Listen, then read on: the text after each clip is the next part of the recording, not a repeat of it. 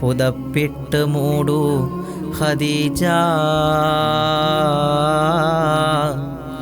ചേർത്തൊന്നണയ്ക്കൂ ഖദീജ. നമ്മളാ പാട്ട് കേട്ടിട്ടുണ്ടല്ലോ, അതിൻ്റെ പിന്നിലൊരു ചരിത്രമുണ്ട്. അതാർക്കെങ്കിലും അറിയോ? സ്നേഹിക്കാത്തവരായിട്ട് ആരാളുള്ളത് നമ്മളീ പ്രപഞ്ചത്തിൽ?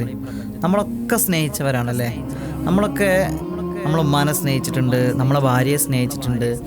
സ്നേഹിക്കാത്തവരായിട്ട് ആരുമില്ല. ലോകം കണ്ട ഏറ്റവും വലിയ ഒരു ദമ്പതികൾ അതാരാന്ന് അറിയങ്ങള്? പരിശുദ്ധ റസൂൽ സല്ലല്ലാഹു അലൈഹി വസല്ലമ തങ്ങൾ, ഖദീജ ബീവി.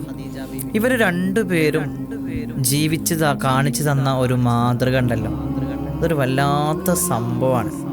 ഞാൻ നിങ്ങൾക്കിത് പറഞ്ഞു തരാൻ വേണ്ടിയിട്ട് ഞാൻ ഇവരുടെ ചരിത്രമൊന്നും പഠിച്ചപ്പോൾ സത്യം പറയാലോ, സങ്കടം കൊണ്ട് കണ്ണ് നിറഞ്ഞുപോയി. ഞാൻ അറിയാതെ കരഞ്ഞു പോയി. കാരണം നമ്മളൊക്കെ സ്നേഹമുണ്ട്, ഞാൻ ജീവന തുല്യം സ്നേഹിക്കുന്നു എന്നൊക്കെ പറയുന്നുണ്ട്.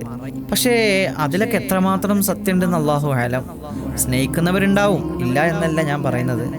പക്ഷേ ഇവർ തമ്മിലുള്ള ആ ഒരു ദാമ്പത്യ ജീവിതം അത് വല്ലാത്ത ഒരു സംഭവമാണ്. ഞാനതിന് മുമ്പ് നമ്മളൊരു പാട്ട് കേട്ടിട്ടുണ്ടല്ലോ, ഇത് പുതപ്പിട്ട് മൂടൂ ഖദീജ, ചേർത്തൊന്നണയ്ക്കൂ ഖദീജ.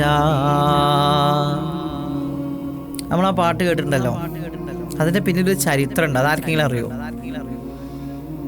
ഞാൻ പറഞ്ഞുതരാം. അതായത് ഖദീജ ബീവിയിൽ നിന്നും തുടങ്ങണം. സമയമുണ്ടോ നിങ്ങൾക്ക്? ക്ഷമയോടുകൂടി കേട്ടിരിക്കൂ. ഞാൻ പറയുന്ന കഥ നിങ്ങൾ കണ്ണടച്ച് ഇങ്ങനെ കേൾക്കണം, അതിങ്ങനെ ആലോചിക്കണം. മരുഭൂമി എന്ന് പറയുമ്പോൾ നിങ്ങളെ കണ്ണിൽ ആ മരുഭൂമി കാണണം. കണ്ണടച്ച് ഇങ്ങനെ ആസ്വദിച്ചതൊന്ന് കേട്ട് നോക്കണം. ശരിക്കും നമ്മൾ പ്രവാചകരുടെ കാലത്ത് സല്ലല്ലാഹു അലൈഹി വസല്ലം നമ്മളിങ്ങനെ സഞ്ചരിക്കും. ഞാനിത് വായിക്കുമ്പോൾ, ഞാൻ ഹദീസുകളിൽ ചരിത്രം പഠിക്കുന്ന സമയത്ത് നമ്മളിങ്ങനെ വായിക്കുമല്ലോ, ആ സമയത്തൊക്കെ എന്തോ അത് വല്ലാത്തൊരു ഫീലാണത്. അത് റസൂലുള്ള കച്ചവടത്തിന് പോകുന്ന സമയം എന്നൊക്കെ പറയുമ്പോൾ നമുക്കതിങ്ങനെ കാണുക കണ്ണിൽ.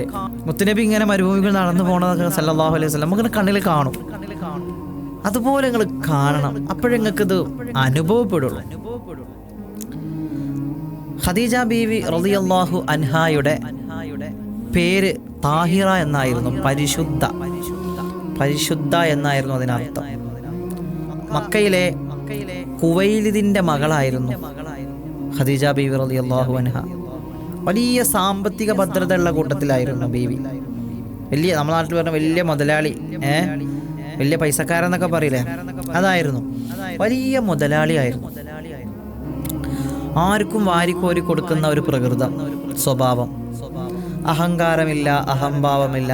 പണക്കാരനാണ് എന്നുള്ളതിൻ്റെ, ഒരുപാട് സ്വത്തുണ്ട് എന്നതിൻ്റെ ഒരു അഹങ്കാരമില്ലാത്ത മഹതി. കച്ചവടമായിരുന്നു, ബിസിനസ്സായിരുന്നു മെയിനായിട്ട്.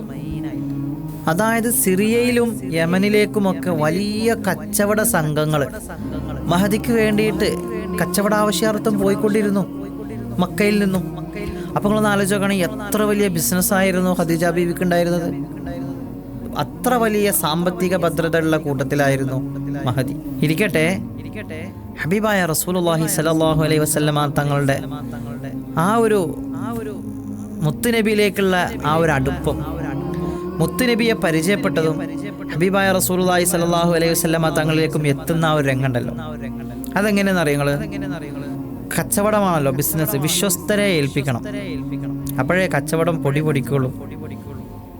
അന്ന് ആ നാട്ടില് മക്കയിൽ ഏറ്റവും വിശ്വസിക്കാൻ പറ്റുന്ന ഒരേ ഒരു നാമം, ജനങ്ങൾക്കിടയിൽ അൽ അമീൻ എന്നുള്ള പേര് വ്യാപകമായി കേട്ടുകൊണ്ടിരുന്നു. അൽ അമീൻ എന്ന് പറഞ്ഞാൽ തന്നെ എന്താ? വിശ്വസ്തൻ എന്നാണല്ലോ. ഖദീജ ബീവിയുടെ ചെവിയിലും അൽ അമീൻ എന്നുള്ള പേര് ഖദീജ ബീവി കേട്ടു തുടങ്ങി. അപ്പൊ അന്വേഷിച്ചപ്പോഴാണ് ഇങ്ങനൊരാളുണ്ട്, ഭയങ്കര വിശ്വസിക്കാൻ പറ്റുന്ന ആളാണ്, നല്ല മനുഷ്യനാണ്, നല്ല സ്വഭാവത്തിൻ്റെ ഉടമയാണ്, വിശ്വസിക്കാൻ പറ്റുന്ന ഒരാളാണ്. ഖദീജ ബീവി ഒന്നും നോക്കിയില്ല. മുത്തുനബി സല്ലല്ലാഹു അലൈഹി വസല്ലമ തങ്ങളെ തൻ്റെ കച്ചവടം വ്യാപാരം ഏൽപ്പിക്കാൻ തീരുമാനിച്ചു. തൻ്റെ അടുത്ത യാത്രാസംഘത്തിൽ, കച്ചവടത്തിൻ്റെ യാത്രാസംഘം പുറപ്പെടുമ്പോൾ ആ അടുത്ത യാത്രയിൽ ഈ അൽ അമീൻ എന്ന് പറയുന്ന യുവാവ് വേണമെന്ന് ഖദീജ ബീവി ഉറപ്പിച്ചു. അങ്ങനെയാണല്ലോ ഓരോന്നിനും ഓരോ തുടക്കങ്ങൾ ഉണ്ടാവുമല്ലോ, കാണാനും പരിചയപ്പെടാനും അറിയാനും. അൽ അമീൻ എന്ന് പറയുന്നവർ വിശ്വസ്തനാണെന്നും മനസ്സറിഞ്ഞ് വിശ്വസ്തയോടുകൂടി കാര്യങ്ങൾ ഏൽപ്പിക്കാൻ പറ്റുമെന്നും മറ്റുള്ള ആളുകളിൽ നിന്നും ഖദീജ ബീവിക്ക് ന്യൂസ് കിട്ടി. ഖദീജ ബീവി തൻ്റെ അടുത്ത കച്ചവട സംഘവുമായി പുറപ്പെടാൻ മുത്തുനബിയെ നിയോഗിക്കാൻ തീരുമാനിച്ചു. സുബ്ഹാനല്ലാഹ്, നോക്കൂ നിങ്ങൾ. ഏതായിരുന്നാലും ജനങ്ങൾ മുഴുവൻ അൽ അമീൻ എന്നുള്ള പേര് പറഞ്ഞതും കേട്ടതുമൊക്കെ ആയിട്ട് ഖദീജ ബീവി വല്ലാത്ത കൗതുകത്തിലായിരുന്നു. ആ കേട്ടറിഞ്ഞത് എന്താണെന്ന് അറിയാനും, ആ കേട്ടറിഞ്ഞ കാര്യങ്ങൾ മുത്തുനബിയെ കുറിച്ചാണല്ലോ കേട്ടത്. അപ്പൊ ആ മുത്തുനബിയുടെ സ്വഭാവ മഹിമയും ഗുണങ്ങളും മുത്തുനബിയുടെ പെരുമാറ്റവും ഒക്കെ അറിയാൻ ഖദീജ ബീവിക്ക് വല്ലാത്ത ആകാംക്ഷയായി. അതുകൊണ്ട് അടുത്ത കച്ചവട സംഘവുമായിട്ട് യാത്ര പുറപ്പെടുമ്പോൾ ഖദീജ ബീവിയുടെ ഏറ്റവും വിശ്വസ്തരായ മൈസറ എന്ന് പറയുന്ന സഹോദരനെ മുത്തുനബിയുടെ യാത്രാ സംഘത്തിൽ അയച്ചു. എന്തിനാണ് അയക്കുന്നതെന്നറിയോ? മുത്തുനബിയെക്കുറിച്ച് പഠിക്കാനും മനസ്സിലാക്കാനും സ്വഭാവങ്ങൾ മനസ്സിലാക്കാനും വേണ്ടിയിട്ട് മഹദി മുത്തുനബി സല്ലല്ലാഹു അലൈഹി വസല്ലമ നയിക്കുന്ന ആ ഒരു കച്ചവട സംഘത്തിൽ ഈ മൈസറ എന്ന് പറയുന്ന സഹോദരനെ കൂടി ഖദീജ ബീവി വിടുകയാണ്, മുത്തുനബിയെ നിരീക്ഷിക്കാനും നോക്കാനും മനസ്സിലാക്കാനും. വളരെ ആകാംക്ഷയോടുകൂടി. അങ്ങനെ ഉണ്ടാവുമല്ലോ, നമുക്കുണ്ടാവുമല്ലോ, ഓൻ ഭയങ്കര സംഭവമാണെന്നൊക്കെ പറഞ്ഞ് ഇങ്ങോട്ട് പൊലിപ്പിക്കുമ്പോൾ ആ ആളെ കാണുമ്പോൾ അവരിൽ എന്തൊക്കെ പ്രത്യേകത എന്നറിയാൻ നമുക്കൊരാകാംക്ഷ. അപ്പോൾ ഈ കച്ചവടം നടത്തുമ്പോൾ ബിസിനസ്സിൽ ഏറ്റവും വിശ്വസ്തനായ ഒരാളെ തേടി നടക്കുന്ന ഖദീജ ബീവിക്ക് ജനങ്ങളിൽ നിന്നും കിട്ടിയ സംസാരം അത് അൽ അമീൻ അൽ അമീൻ എന്നുള്ളതായിരുന്നു. അതുകൊണ്ട് തന്നെ ഖദീജ ബീവി വല്ലാത്ത ആകാംക്ഷയോടുകൂടി ഈ അൽ അമീൻ എങ്ങനെയായിരിക്കുമെന്ന് അറിയണമല്ലോ, അതിനുള്ള ആകാംക്ഷയിലാണ്. ഇരിക്കട്ടെ, ഏതായിരുന്നാലും മൈസറ ഖദീജ ബീവിയുടെ വാക്കും കേട്ട് എന്ത് ചെയ്തു? പ്രവാചകർ റസൂലുള്ളാഹി സല്ലല്ലാഹു അലൈഹി വസല്ലമ തങ്ങളുടെ യാത്രാ സംഘത്തിൻ്റെ കൂടെ യാത്ര പോകാൻ തീരുമാനിച്ചു. ആ യാത്ര അങ്ങനെ തുടങ്ങി. സുബ്ഹാനല്ലാഹ്, പിന്നെ നടന്നത് വല്ലാത്തൊരു സംഭവമായിരുന്നു. എന്തുകൊണ്ടാണ് ഖദീജ ബീവിക്ക് മുത്തുനബിയോട് സ്നേഹം തോന്നിയത്? മുത്തുനബിയിൽ എന്ത് മഹിമയാണ് ഖദീജ ബീവി കണ്ടത്? ആർക്കുമില്ലാത്തൊരു പ്രത്യേകത മുത്തുനബിക്ക് കണ്ടിട്ടുണ്ടാവുമല്ലോ. ആ ഒരു യാത്രയുടെ വിവരണം മൈസറ പറയുന്നത് കേട്ടിട്ട് ഖദീജ ബീവി അമ്പരന്ന് പോയി. ആ യാത്രയും ഖദീജ ബീവിയോട് എന്തൊക്കെയാണ് മൈസറ കണ്ട വിവരങ്ങളും അതൊരു വല്ലാത്ത സംഭവമാണ്. ഇൻഷാ അല്ലാഹ് നിങ്ങൾക്ക് ഖദീജ ബീവിയുടെയും മുത്ത് റസൂലുള്ളാഹി സ്വല്ലല്ലാഹു അലൈഹി വസല്ലമ തങ്ങളുടെയും ചരിത്രം അറിയാൻ താല്പര്യമുണ്ടെങ്കിലും നിങ്ങൾ ഇഷ്ടപ്പെടുന്നുണ്ടെങ്കിലും നിങ്ങൾ ഈ വീഡിയോ മറ്റൊരാളിലേക്ക് എത്തിക്കുക. അള്ളാഹു സ്വീകരിക്കട്ടെ. അള്ളാഹു നമ്മുടെയൊക്കെ ജീവിതം നന്നാക്കി തരട്ടെ.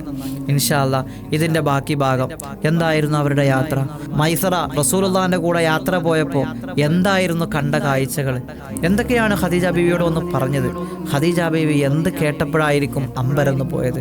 ഇൻഷാ അല്ലാഹ് അടുത്ത ഒരു പാർട്ടായിട്ട് ഇതിൻ്റെ ബാക്കി നമുക്ക് സംസാരിക്കാം. അള്ളാഹു തൗഫീഖ് നൽകട്ടെ. ഇൻഷാ അല്ലാഹ് കഥ ഇഷ്ടപ്പെട്ട എല്ലാവരും ഷെയർ ചെയ്യാൻ മറക്കരുത്. ഇൻഷാ അല്ലാഹ് അസ്സലാമു അലൈക്കും വറഹ്മത്തുള്ളാഹി തആല വബറകാതുഹു.